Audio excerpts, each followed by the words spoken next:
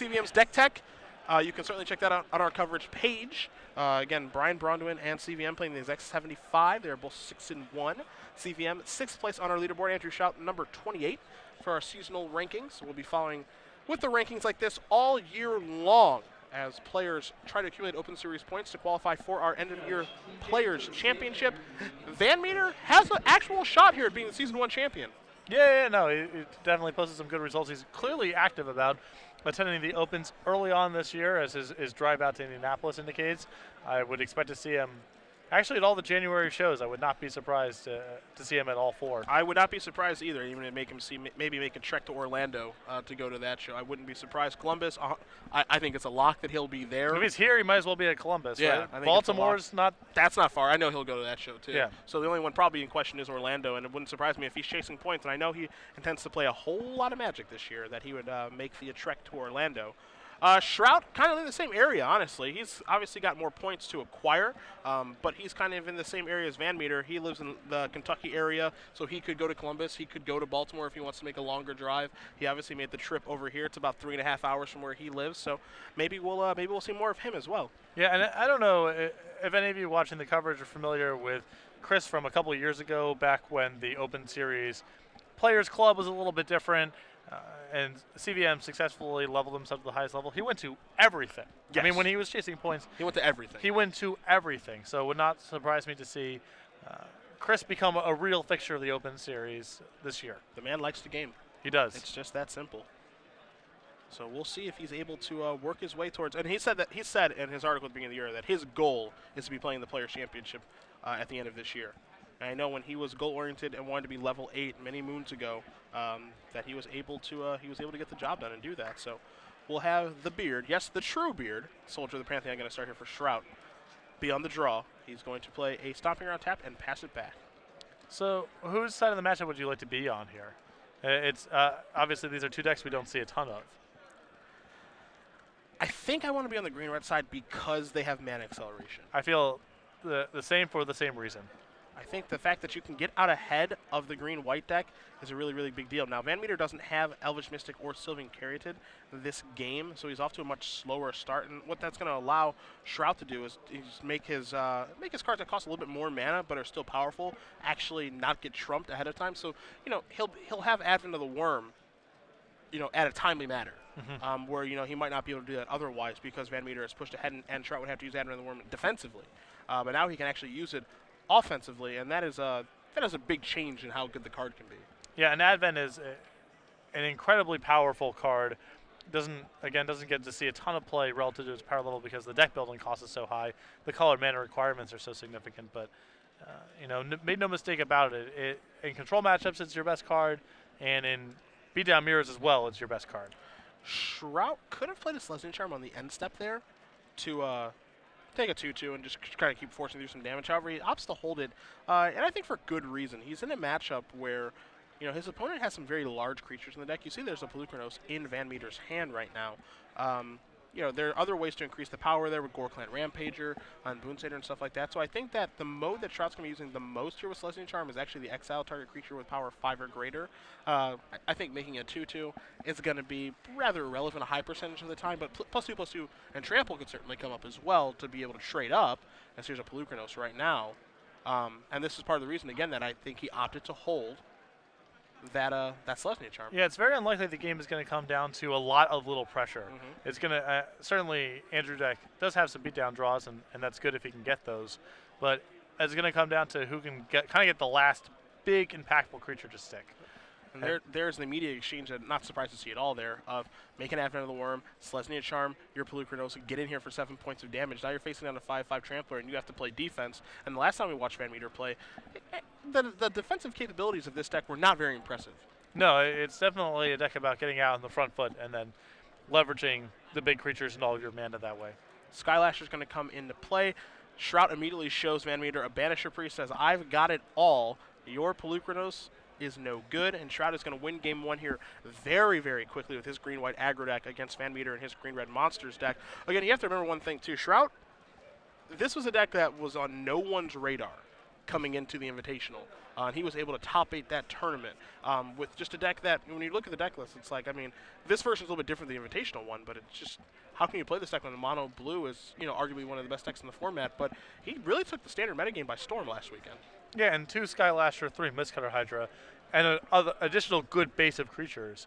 Not a bad place to start against Mono Blue Devotion. Yeah, no, not at all. I mean, again, the previous weekend, a couple weeks ago in the Invitational, he had 4 Skylashes in his main deck, multiple Mistcutter Hydras in his main deck, Banisher Priest in his main deck. He was really geared towards beating Mono Blue Devotion. This week, he's cut back on some of those. He only has 2 Skylashers, just a few copies of Mistcutter Hydra in his main deck, but he does have the full 4 Banisher Priests, which are going to play a pretty important role in this matchup. Yeah, they're going to be critical against any creature deck, especially ones with things like Pelucranos. I mean, just bodies that are bigger than yours.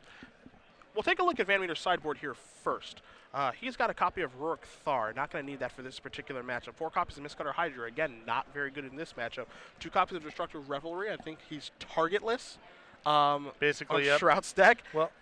Well, we'll get to this in a minute. Okay. Not game 1, he's targetless. Sure. 2 copies of Plummet, 2 copies of Mizium Mortars, and 2 copies of Chandra Pyromaster. Plummet, I don't think is really going to see very much action here either. Mizium Mortars is an easy card to board in, especially when you have the capability to overload it. And then 2 copies of Chandra Pyromaster, which, again, it's kind of slow. The deal 1 to something isn't going to be very relevant a high percentage of the time. I don't know if he's going to have enough time to actually use the 0 ability and actually generate some card advantage. So, unsurprisingly, the Green and Monsters deck does not have a sideboard geared towards beating green-white because, honestly, no one really plays this deck besides Shrout. Yeah, I'm not a big fan of Chandra against decks with 4/4s and 5/5s. Yeah. It's really powerful against decks like Mono Red, Boros, the little Orzhov deck, things where, Chandra basically gets to be Visara in addition to everything else that's going on. It can also be pretty powerful against control decks because the ultimate gives you inevitability. When those things aren't the case, Chandra is pretty low power and difficult to defend, and I would be surprised to see Chris bring in here. On the other side, we have 3 copies of Unflinching Courage, which is really, really good against creature decks that don't have access to Doomblades and similar effects. So Chris is pretty exposed here. We talked about Destructive Revelry. Andrew obviously being targetless in the first game, but the post-board games, it's not unreasonable for Chris to assume that Unflinching Courage may be there. And he is drawing pretty slim to that on a large creature. So maybe he wants to bring in some Revelries, even though they aren't at their best. He has another Mistcutter Hydra and 2 Skylashers. I don't think he'll bring in. 2 copies of Pelucranos, I would expect to come in. 2 Last Breaths, not at their best here. 2 Rootborn Defenses. They are okay in my mind. They're good against overloaded mortars. Pretty good if the board gets stalled out, but there's going to be plenty of spots where it's not really doing very much. And then 3 copies of Glare Heresy. Of course, not for this matchup. Mm-hmm. So, I mean, I don't expect either player to have a lot of sideboards for each other, and that looks like it's the case. Green and Monster is kind of a fringe deck that Chris and Brian may be putting back on the map this particular weekend for future weekends, but this is a great weekend to play this type of strategy because people aren't gunning for you. The same thing can be said of the green-white aggro deck that Shrout is playing where, outside of him, honestly, you don't really see very many people playing green-white, let alone this sort of build of green-white that is extreme, for lack of a better term, with main deck Skylashers, with main deck Mistcutter Hydras, and so many Banisher Priests in the main deck. It's not surprising to see 2 players here with these kind of rogue decks, without sideboards for each other. Yeah, and another noteworthy part of Andrew's deck, 0 copies in the 75 of Loxodon Smiter. Mm-hmm. Certainly, I'm not arguing that Loxodon Smiter is very good right now, but it is sort of been this Selesnya staple for as long as it's been printed. Of course, your green-white deck starts with 4 Loxodon Smiters. That kind of logic has been applied to the card for a long time, and Andrew is eschewing it and to make room for cards like Banisher Priest, Mistcutter Hydra, and Skylasher that he feels are better suited to this specific metagame. And it's hard to argue against him with the success that he's had with the deck so far. All things being equal, as we'll see both players are going to lay out 7 cards. VanMeter will be on the play this game. He's looking to, again, accelerate his mana so he can deploy his threats faster than Shrout can actually keep up, because Shrout's threats can be outclassed pretty quickly from VanMeter's deck. And Soldier of the Pantheon probably shouldn't be dealing 6 or 8 points of damage if games go the way that VanMeter plans them to go. Chris's deck with no acceleration is pretty anemic in my mind. It's really predicated on having accelerant to do things like second turn Domri or third turn Pelucranos. That's where the real power of the deck comes in. On the draw with no mana accelerant, he sort of just bumbled around and kind of died. He never really did anything that powerful. Got crushed, honestly. Yeah. It was a pretty one-sided affair. Played a couple Pelucranos. A couple copies of Pelucranos, both were answered, and, he was dead and looking to his sideboard. He's got a hand that he's happy with this go-around, kept it rather quickly. So we'll see if he does have an Elvish Mystic or a Sylvan Garrett to be able to ramp some things out. Again, Stormbreath Dragon, Gorkland Rampager, Pelucranos, getting a Domri or a Xenagos online, overloading Immortals. He's got plenty of things to do if he does have a lot of mana, but he's actually got to be able to generate that mana, which he wasn't able to do in the first game. Yeah, it's definitely, like a lot of, Chris's deck is, of course, different from Devotion decks, Red Devotion and Green Devotion. It plays a lot of the same cards, and it's at some point predicated on doing something with a lot of mana, or jumping out of the gate really quickly. Those are two things we associate historically with Devotion decks. And the Red Green Monsters decks has a lot of the same kind of draws, but they're glued on having a Mana Elf or a Sylvan Caryatid instead of a Nykthos or something else. All right, there is a Temple of Abandon for VanMeter.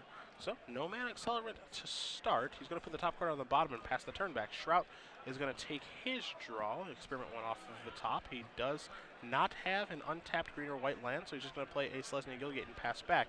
VanMeter draws a Mutavault. Does he have acceleration? He does not. So, two hands without acceleration, and a Mutavault is pretty telling about his second land drop as well. Yeah. I mean, it's very likely that Chris does not have a third land.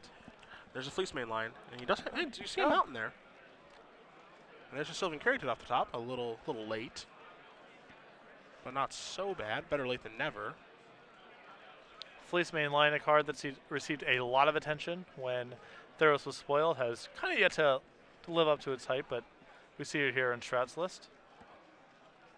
VanMeter has a Mutavault, two mountains, a Pelucranos over there. He's got Missing Mortars in his hand as well, so interested to see how he wants to navigate this game. I think the one thing he doesn't have is another source of green mana, so playing the Caryatid this turn might be very important for VanMeter.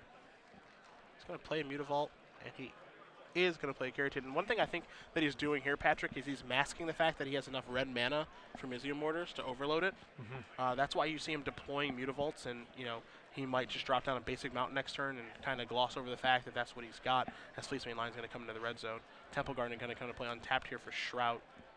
See if he's just going to pass the turn back or deploy some threats.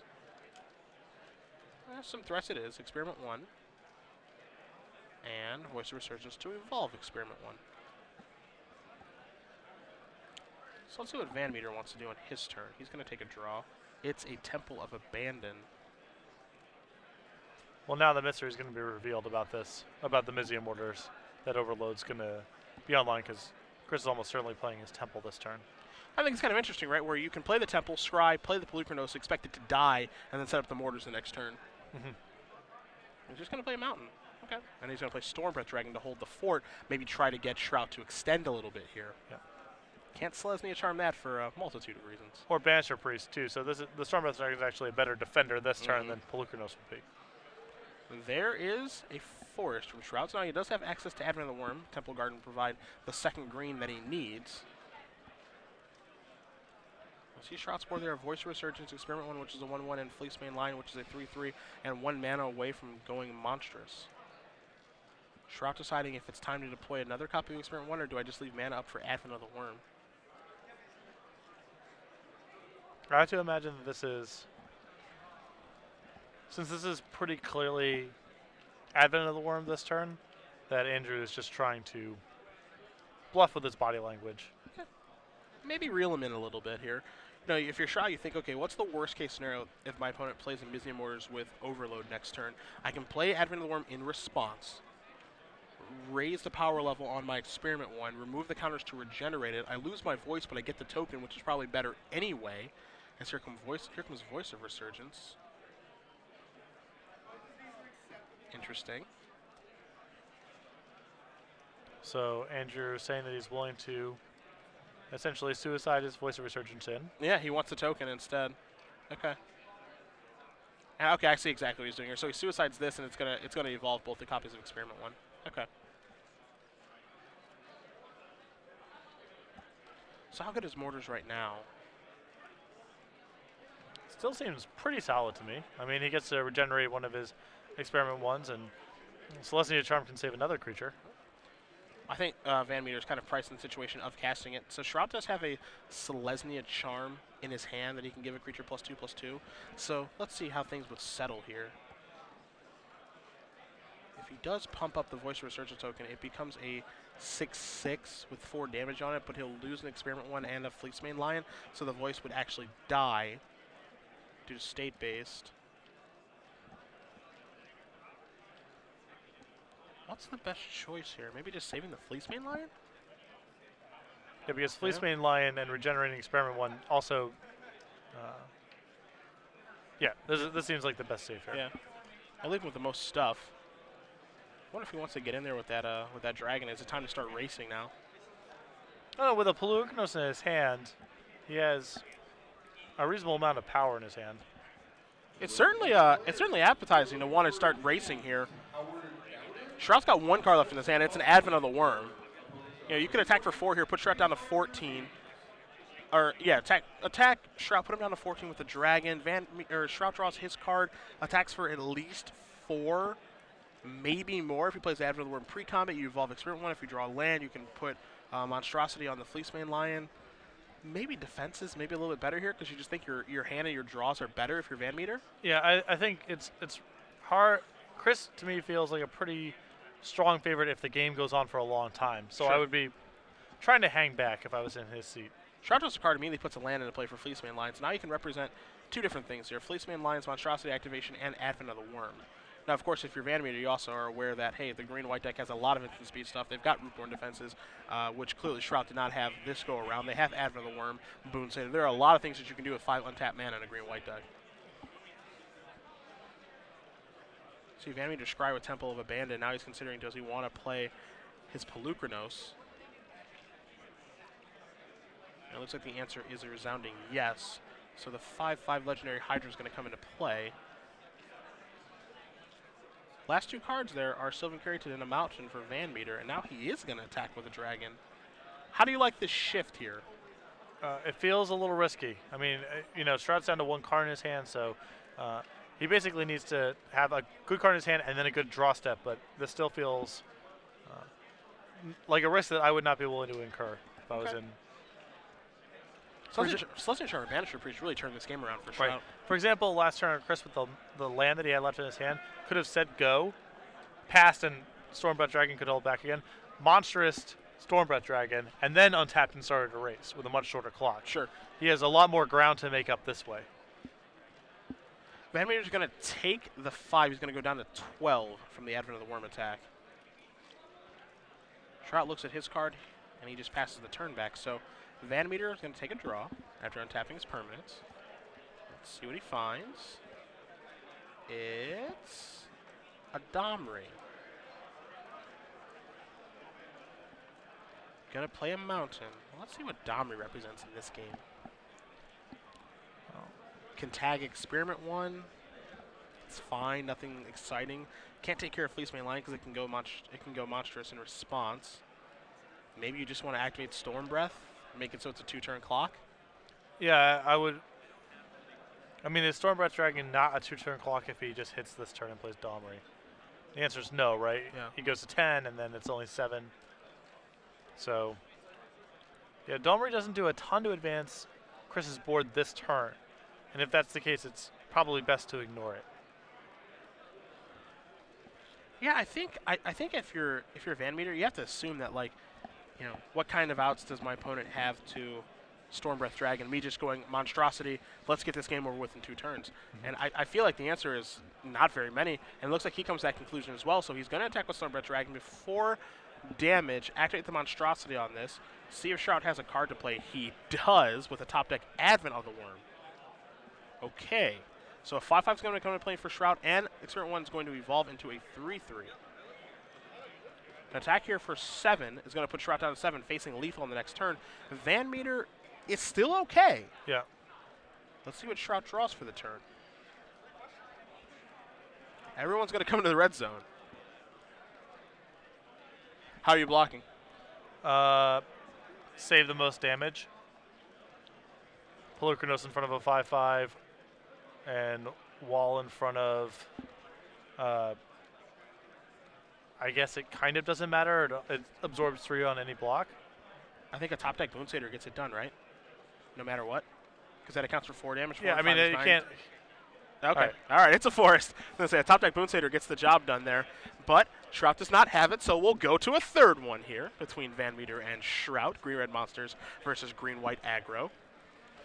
Yeah, and I was a little, that the way that game played out was why I was kind of concerned with Chris attacking with racing with the Stormbreath Dragon there. Okay. Was, of course, Andrew had to draw reasonably well to make that game close, but it still felt like Chris had a lot of action left over in his hand that he still didn't get a chance to deploy. And if he had taken a slightly slower pace of the game, I felt like he had a pretty big edge. The risk is if he sits around too long, I suppose that Unflinching Courage could just kill him. If he feels like he can't answer that card, then maybe that changes the equation some. It makes him more inclined to want to race. I think I agree. See both players looking back at their sideboards. We'll do the same here. Again, VanMeter's sideboard of 1 Rurik Thar, 4 Mistcutter Hydras, 2 Destructive Revelries, 2 copies of Shock, 2 Plummet, 2 Mizium Mortars, and 2 Chandra Pyromaster. We like the Mortars. We saw the effect that it had in that game, especially when it is overloaded. One card I feel like I looked over a little bit when looking over initially was the card Shock. Yes. The fact that it can kill Banisher Priest, it can kill the first half of Voice of Resurgence, but you can argue that the back end of Voice of Resurgence is actually the better card in this matchup. Yeah, to me, answering Banisher Priest, potentially Boonsader, Experiment 1, Soldier of Pantheon, if that card's still in the deck. Chris is, what he has to try to shore up in these games, in my mind, is falling too far behind early. He definitely has more power in his deck. He has things like overloading Mortars, Stormbreath Dragon, Man Acceleration into the stuff. He's definitely favored if he can get out of the early turns without too much damage getting done. But he really needs to shore up his early game because that's where Andrew has an edge. And the fact that Andrew has so many Banisher Priests, to me, tips the equation over the edge. I think that Chris should certainly have Shock in his deck. On Shrout's side, anything that we overlooked? Not really. Again, it's just a question of whether or not he wants to have root board defenses. And that might be just a play draw issue. Okay. It's not the most efficient thing in the world, but there is some creature combat. There is a little populating that can happen. There is the threat of Mizium Mortars in Chris's deck. It's not zero utility, certainly, but it's not nearly as good here as it is against a deck like Esper or Blue-White that's leaning really heavily on Supreme Verdict to shore up your creatures. Sure. If you guys are just joining us, Cedric Phillips, Patrick Sullivan, Star City Games Open Series here in Indianapolis, Indiana. At SCG Live, hashtag SCGINDY for your tweets. We'll be checking them all weekend long as we are in round number 8 of 11. That is not a typo. There are 11 rounds, 712 players here in Indy. Came on down from all parts of the Midwest to play in our first Open of 2014. Looking to earn some points to qualify for the Invitational. And hopefully, for 16 lucky people, play the Players' Championship at the end of the year. It's going to be a big one. Yeah. I'm already looking forward to covering that event, to be honest. Trust me, it'll get here faster than you think. Yeah. It will not take very long at all to get here.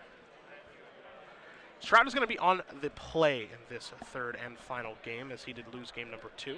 So we'll see if he has a hand to his liking here. Looks like he's unsure. VanMeter, he is sure. He is going to send this back. Third mulligan of the match, or fourth rather. That's a lot of those. Both players mulligan in game 1 and then Shrout on 6 in game 2. Yep. I mean, one of these players will end up obviously with the win. We'll end up at 7-1. Still got a lot of work to be done though. Yeah, this is essentially an elimination match from top 8 for one of these players, and then the winner still has, like you said, quite a bit of work in front of them. 3 more rounds after this, 9, 10, and 11. And again, it's very unlikely that in round 11, if either VanMeter or Shrout are 9-1 going to that round, that they'll be able to draw into the top 8 because there are, again, just so many people here. Yeah. Big turnout. Yeah. As we expect from this part of the country. Hey, this is the most fun part of the tournament. You're playing against a competent person. These guys obviously know each other pretty well. They go to a lot of the same Open Series events. And you're in an elimination match, you know. It's a pretty high-pressure environment. Obviously, both these guys want to get some more points, maybe try to be the Season 1 point earner for their qualification to the Players' Championship. But also, hey, everyone loves the top 8. Yeah, of course.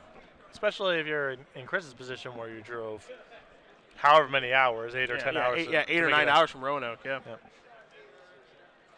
He wanted to game. He also, I think more importantly, he wants to shave the beard. I think that's what it is.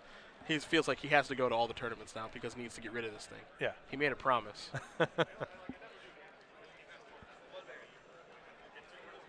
4, 5, and 6. for the Bearded Warrior. Let's see what he can find. See if he can find mana acceleration for one of these games. Yeah, he's going to mulligan to 5, and you can see he's a little bit frustrated. Bad time to be doing it, obviously. Yeah. These tournaments are, the tournaments are so long, and the margin for error that you have is so slim that moments like this can be particularly frustrating. Yeah.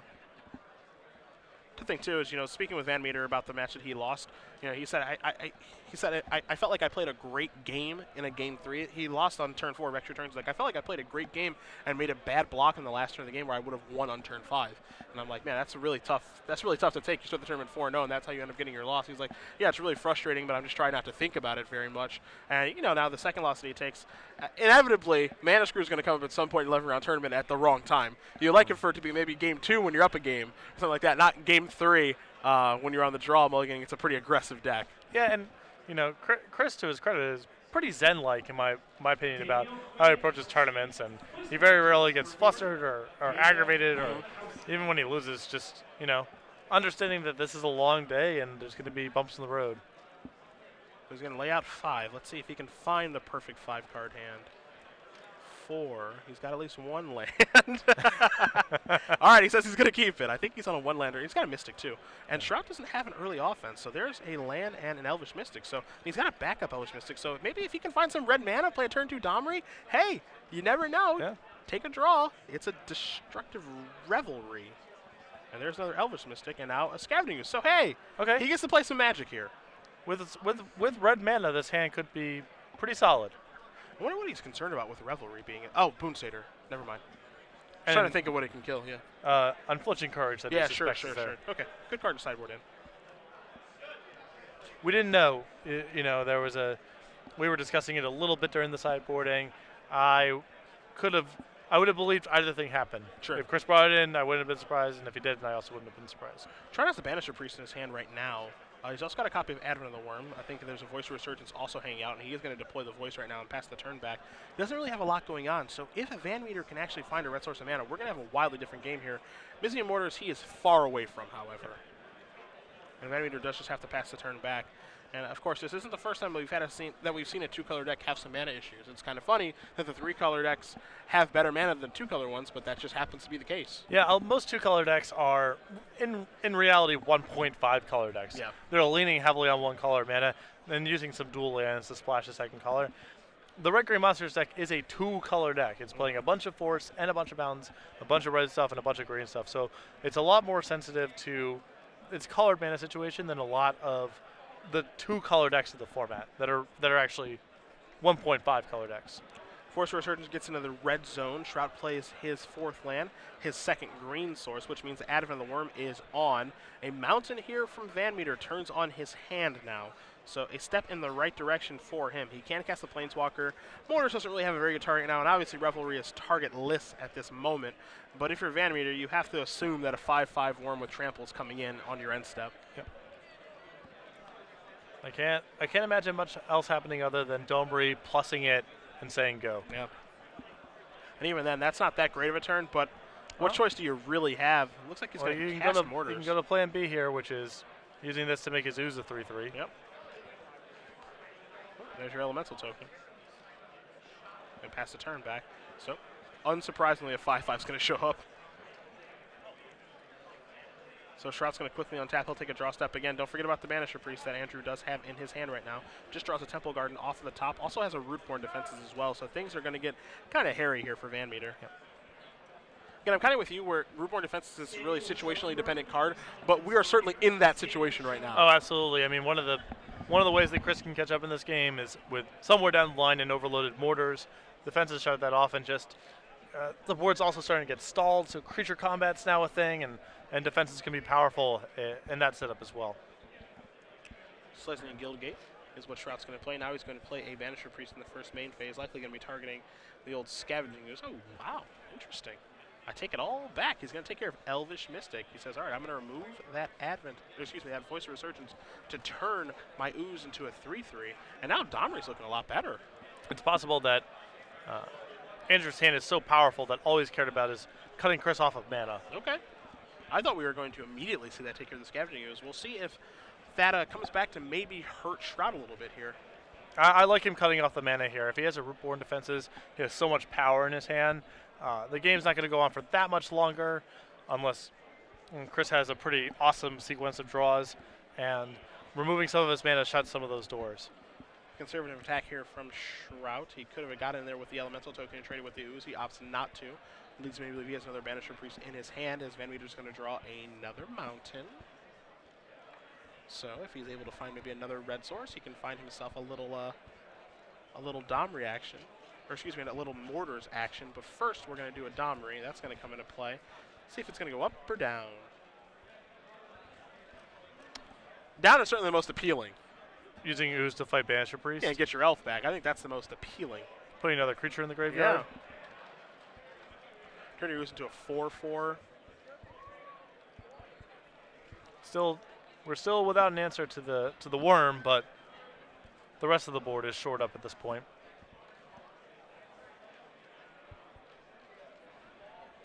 Crazy to me that a card like Ad from the Worm isn't seeing more play with how powerful it is. But, I mean, it really only, it's kind of pigeonholed into just one home, which is a deck like this. Here's 3 mana. Here is that other Banisher Priest that I felt he might have in his hand, which he did. So now he can go targeting this Scavenging Ooze. We'll see if Ooze does want to remove the other Banisher Priest in the graveyard, or maybe save that so that future Oozes that are drawn are better.